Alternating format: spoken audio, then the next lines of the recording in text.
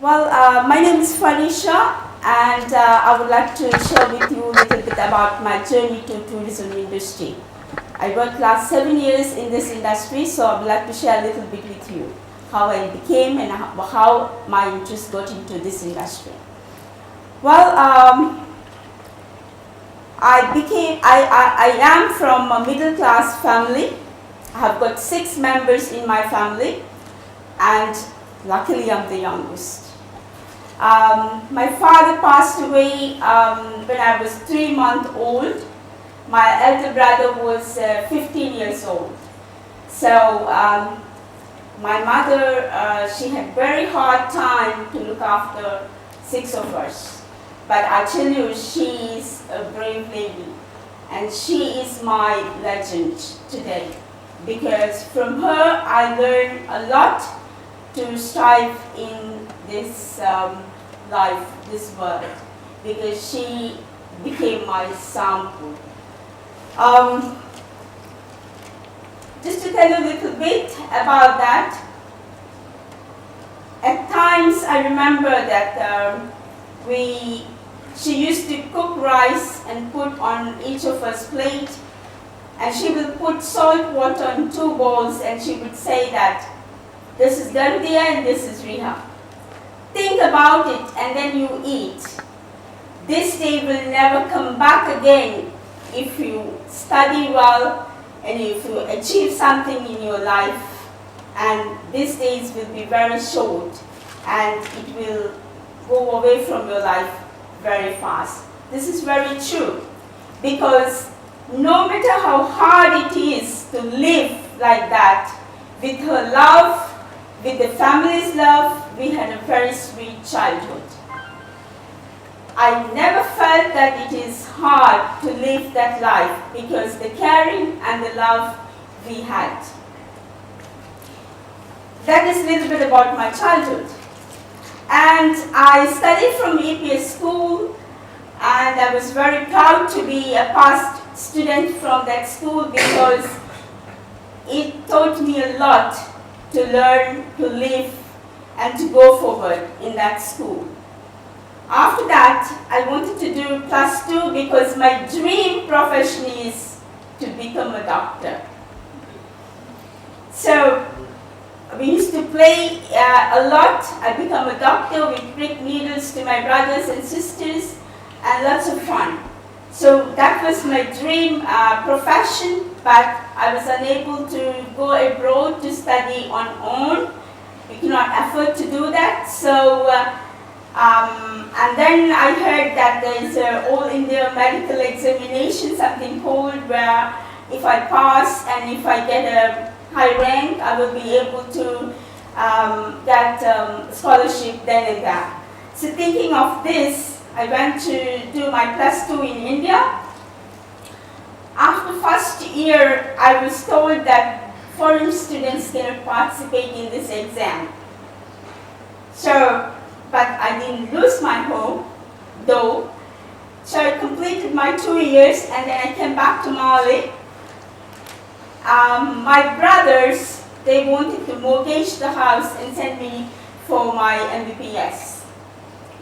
But I didn't agree. The reason is they already started their lives, and when they have to spend so much on me, how about their lives? They're going to ruin their life, or otherwise, whatever that they wanted to provide to their family will be lacking just because of me. So I did not agree on that, and my mother said, why don't you become a nurse? We can study even from Mali. Why don't you become an interpreter? Because after 4 years or after 3 years, you might get a scholarship to go to study for MBBS. But doctors and nurses are 2 different professions, even though we are on the same roof. And I did not want to waste 4 years or 3 years or 2 years in my life to get the opportunity to become a doctor. So I didn't know what to do really. I didn't know which profession I was supposed to take. And one fine day I went to the area where artificial beach is right now. I was sitting on the border, and I saw the flights taking off and landing. Then it just clicked into my mind that, how about tourism? But then I wanted to know whether I will be a person who will be fit into this industry, what should I do, what is really about this industry, all those things. Whether the people would accept me as a woman in this industry, because during that time, many people think if you go to a resort, you're a bad girl. You behave bad and your attitude is bad and you're good for nothing. Only bad, bad, bad. So I was just thinking whether I will be accepted by the people, my friends, my family. What should I do? Then I had a friend who was like own brother to me working for WHO. He was a consultant to Mali, and my brother was working with him, so he was very close to me, giving ideas and things like that. So I happened to meet him, and he said to me, Fareesha, this is the best for you, because if you are unable to do it, then I think this is the best. Think about this and come back to me tomorrow. Then I went back home, and then I was just thinking about the whole thing, why he said this is the best. Then I realized, because in hospitality industry, we are also taking care of the people. Yes, we are not prescribing medicines to them, we are not doing surgeries, but we are taking care of them and we are making them happy in other form, not giving injections or something like that. Then I went back to him and I told him, this is the only thing which has come into my mind, and is this what you said? Then he said, exactly, this is what it is all about, so I think you should go ahead. Then I applied to hotel school. My brothers didn't want me to get into this industry, so they said that they will not sign their application. So slowly I spoke to my sister. She became my parent and she signed the form, and I got the chance to study in hotel school.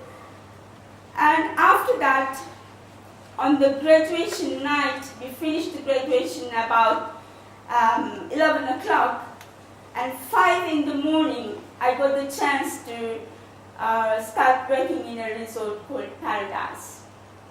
I went there. I wanted to start from the beginning. And so I told them I wanted to have a job from stewarding, to wash the plates and pots.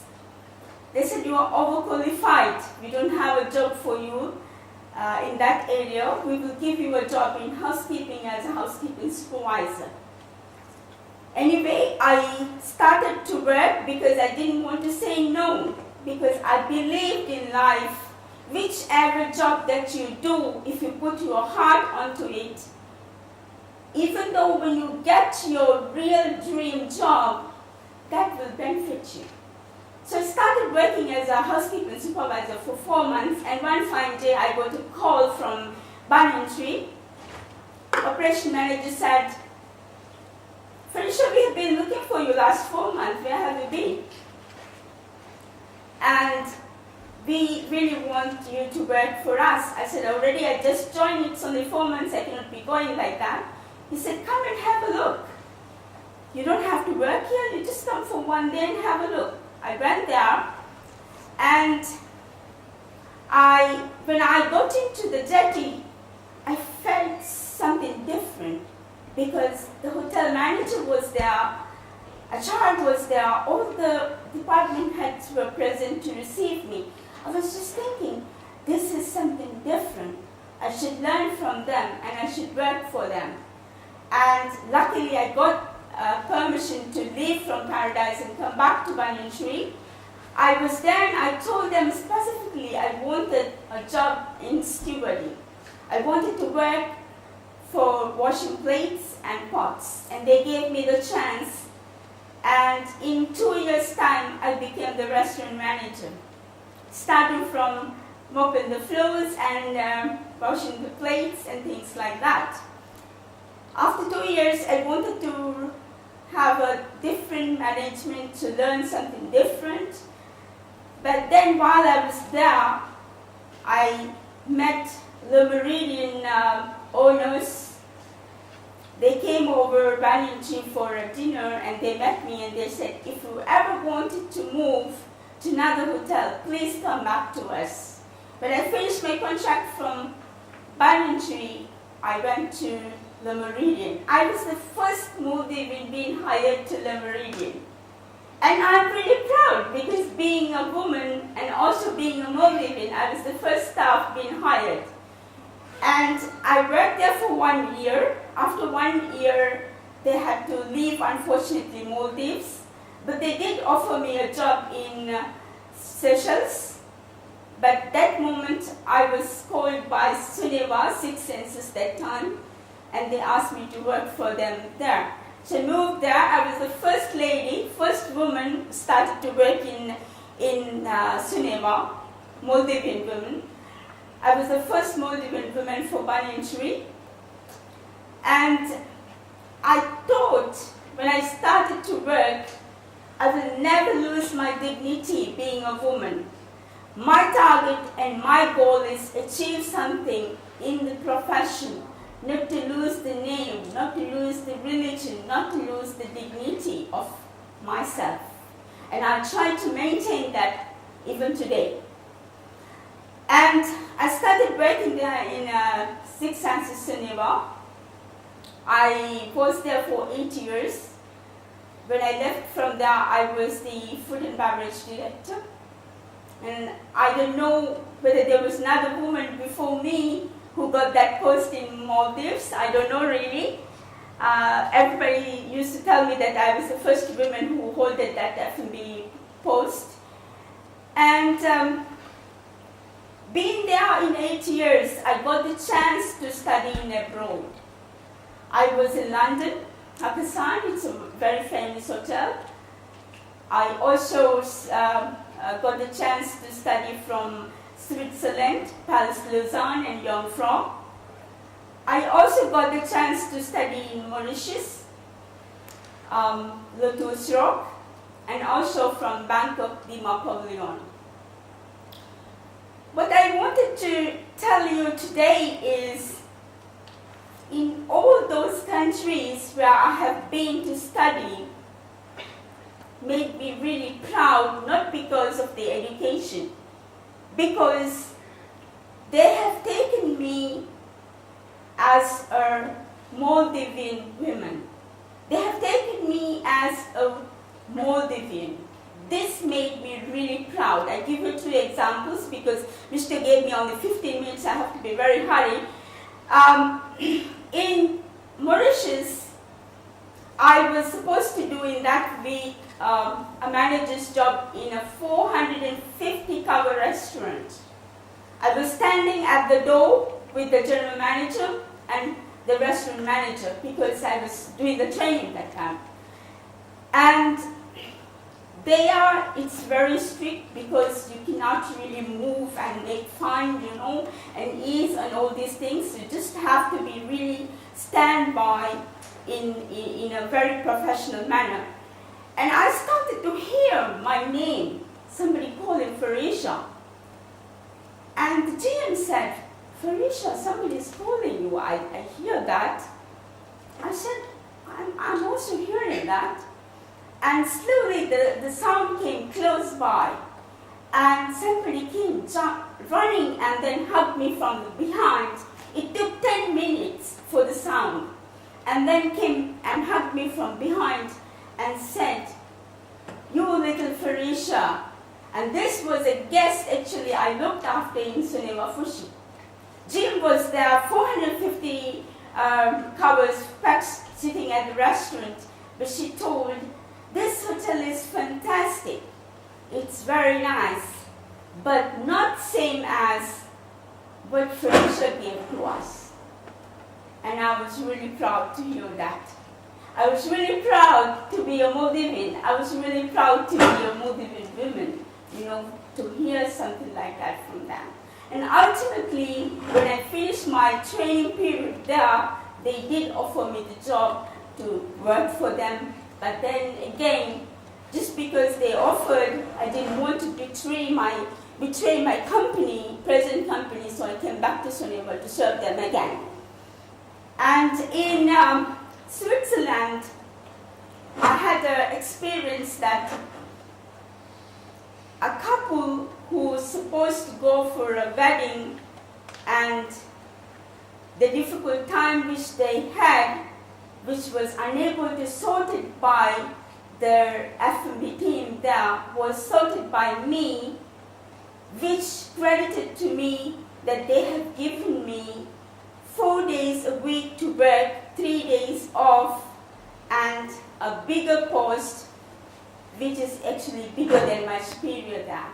And I'm a Maldivian, you know. So these little things made me really proud to be a Maldivian, to be a Maldivian woman, which tells me that tourism industry is not a bad field for us.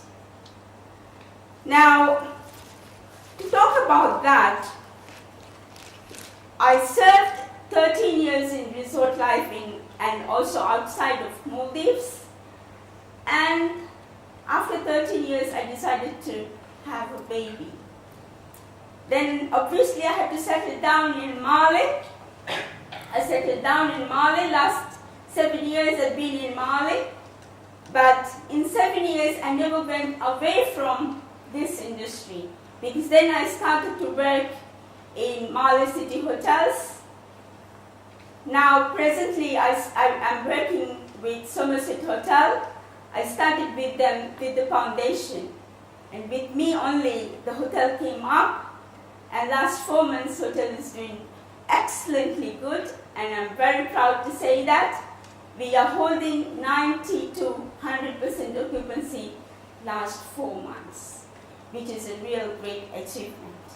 And I'm sure some of my team members are there at the back. They will be really proud too, like me. It is, being a woman in this industry, it is, yes, very hard to have a profession equally responsible, and also to have a life back at home, being a wife, being somebody's child, and also being a mother. It is really, really hard. But I have learned, which I'm going to share with you, if you are organized and if you put your heart into your work, all the works, housework as well as your office work, nothing is difficult. That's why last 7 years in Mali, I have achieved it. It's very hard. You have to wake up 5:30 in the morning. You give tuition to your son, give breakfast, send him to school, and then again you start cooking for lunch, cook for lunch, get ready, go to office, and spend the whole day at the office. Come back in the evening, start mopping the house, making the bed, cleaning the toilet. When you finish, it's already 12 o'clock. So this is the daily routine. But I don't feel tired, because I have my heart on it. I have the love affair for my job as well as my family. So these two are equally important for me. So I do not want to have any little thing missing for home or to my profession. So if you combine these together, it is going to be hard, but you don't feel the tiredness if you are organized and if you put your heart into it, and if you have love affair for your job. Because in any relation, if you don't put love affair, it will collapse. So it's very important that you keep this in your profession as well as your personal life. The reason why I achieved this is because I organize. It's very important, which I learned in my life, is not to waste time. The time is very important, because if you miss today now, this time will never come back again. And I always make it a habit in my life not to waste time. It is very important how you spend your time is beneficial in all the ways. In my last 17 years career, the awards that I have got, which I believe is number one, my staff who work with me today call me and say, Fareesha, I become a manager now. This is the biggest award for me. They call me and they say, I become a supervisor now. And this is another award for me. So this is the biggest award, I believe. And then also, I have never applied a job in the last 17 years' time.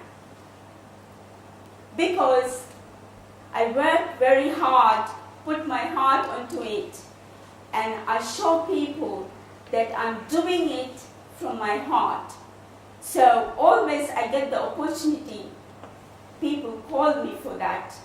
And obviously to fill the office work, I have to give my CV and everything, but always I get the opportunity. I've never applied for a job in my last 17 years career. The other award I got is I've made my family proud instead of ashamed. I have never given them a chance that I'm a bad girl.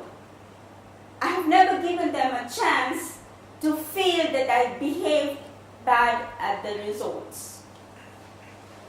In my last 17 years career, I never drank alcohol.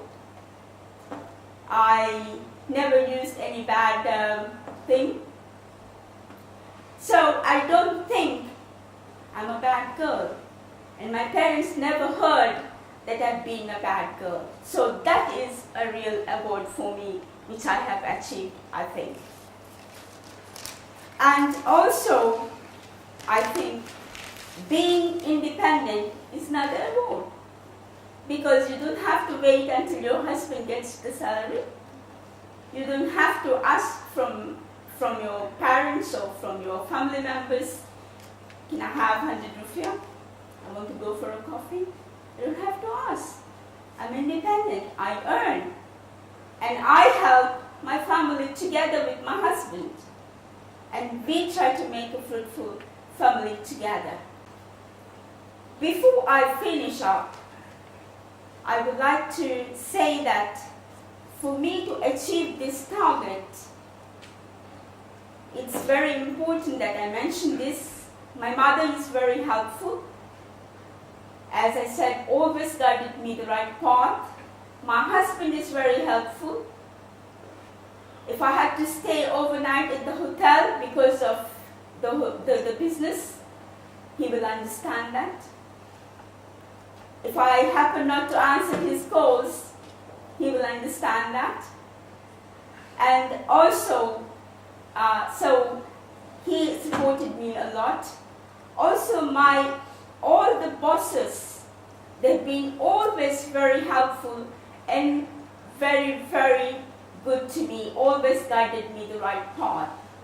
And presently, I get lots of guidance from Mr. Amir and Mrs. Swan, who are my bosses. And I really, even though they are not here, would like to thank them for the guidance that they provide me today. And most important is my staff. Without them, I will not achieve anything in life.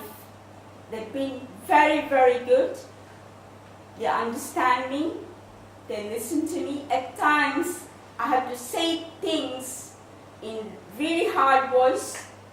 At times, I have to come and hug them. I have to kiss them, but they know this is how life is and this is how the business should be. So I thank all of them for that, and I wish with this little talk, some of you will take benefit out of it and would help to make your future plans and the careers. Thank you so much and all the best. Thank you.